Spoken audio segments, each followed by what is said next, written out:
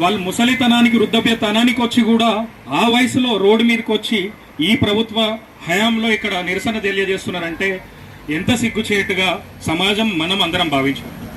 నేను బీఆర్ఎస్ పార్టీకి సంబంధించిన నాయకుడిని అయినప్పటికీ పార్టీతో సంబంధం లేకుండా వ్యక్తిగతంగా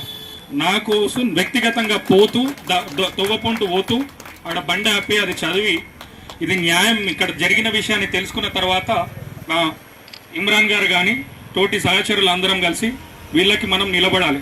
యువకులు కాకపోతే ఎవరు వాళ్ళు ఈ వయసులో నిలబడి వాళ్ళు కొట్లాడుతున్నారు, మనం కనీసం వాళ్ళకి మద్దతు ఇవ్వలేమా? పక్కన ఉండి మనం సోషల్ మీడియా ద్వారా కానీ లేదా వేరే మీడియా రంగాల ద్వారా కానీ ఇది ప్రభుత్వాన్ని దాకా చేరవేసి కొట్లాడాలని అంటలేం. ఈరోజు మేము కొట్లాడడానికో లేదా ప్రభుత్వాన్ని నిందించడానికో అంటలేం.